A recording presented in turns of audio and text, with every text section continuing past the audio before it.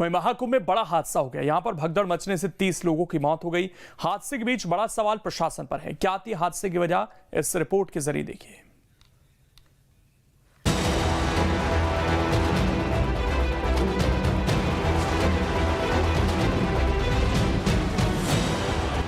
प्रयागराज में जो हुआ वो बेहद दुखद है और झकझोर देने वाला है। महाकुंभ में हादसे से पूरा देश शोक की लहर में है।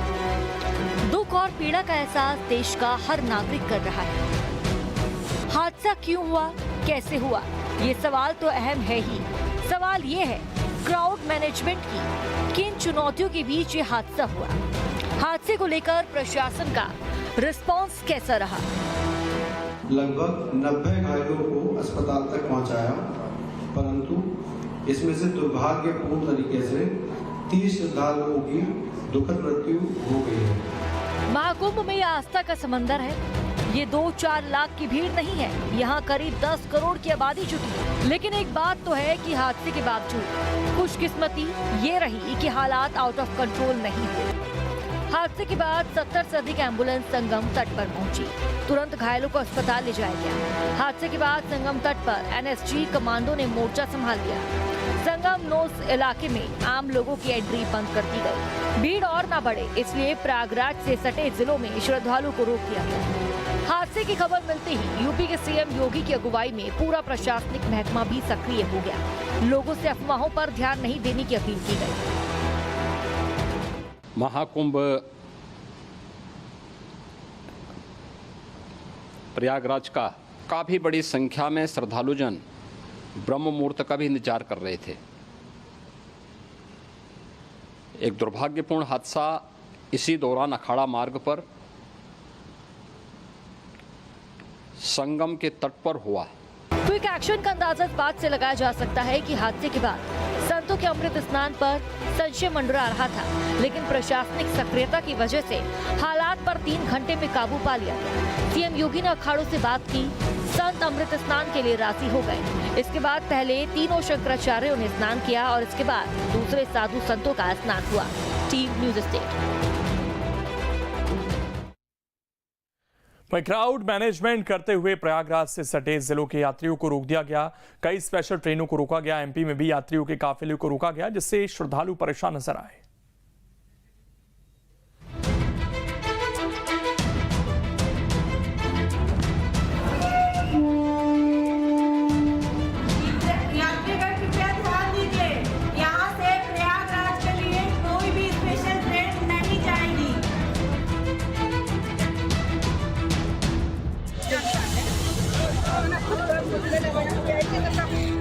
प्रयागराज महाकुंभ में भगदड़ मचने से हादसा हो गया। इसमें कई लोगों की मौत की खबर सामने आई, कई लोग घायल हो गए, जिसके बाद भीड़ को नियंत्रित करने के लिए प्रयागराज से सटे जिलों से आने वाले यात्रियों का रास्ता रोक दिया गया। भदोही, मिर्जापुर, गोंडा, जौनपुर, बांदा, चित्रकूट, रायबरेली समेत कई जिलों के प्रशासन ने भीड़ को नियंत्रित करने के लिए प्रयागराज की ओर आने वाले मार्गों को बंद कर दिया।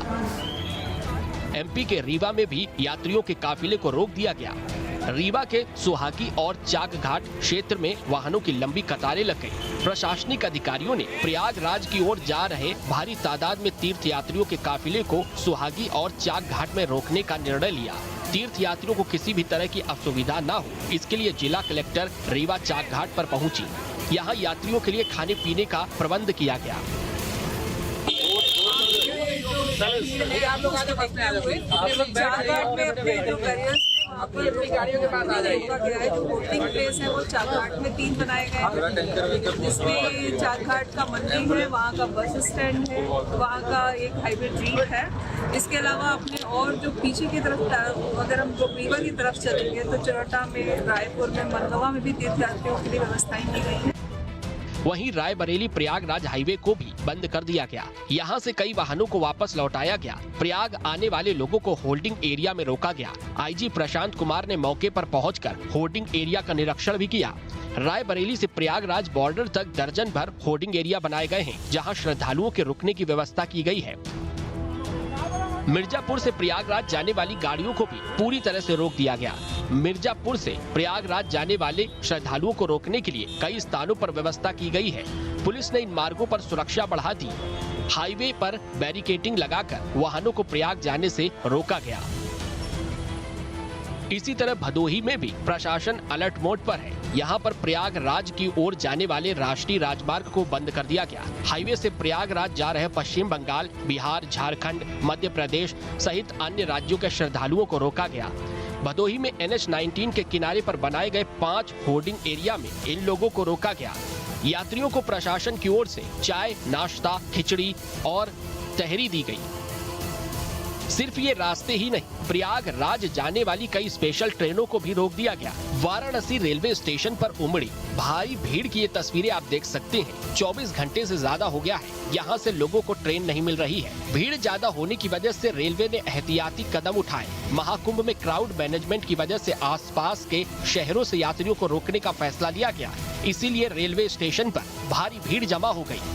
ट्रेन में चढ़ने के दौरान यात्रियों के बीच कई बार मारपीट तक की नौबत आ गई। चंदौली में भी एहतियात के तौर पर कुंभ स्पेशल ट्रेन को रोका गया। प्रशासन की ओर से लगातार यात्रियों को समझाया गया और अगले आदेश तक संयम बनाए रखने को कहा गया। महाकुंभ जाने के लिए चंदौली के पंडित दीनदयाल उपाध्याय स्टेशन पर भारी भीड़ उमड़ी थी, मगर प्रयागराज के हालात के मद्देनजर ट्रेनों को आसपास के जिलों में रोकने का ही फैसला किया गया। यात्रियों को भी इस बात की जानकारी दी गई ताकि किसी तरह का पैनिक न हो। झांसी रेलवे स्टेशन पर भी यात्रियों की भारी भीड़ उमड़ी। कुंभ स्पेशल ट्रेन में सवार होने के लिए लोगों को काफी परेशानियों का सामना करना पड़ा। पीछे से आ रही ट्रेन पहले से ही फुल थी। ऐसे में स्टेशन पर खड़े यात्रियों को अंदर जाने नहीं दिया गया। स्टेशन पर हालात न बिगड़े, इसके लिए भारी पुलिस बल को तैनात किया गया।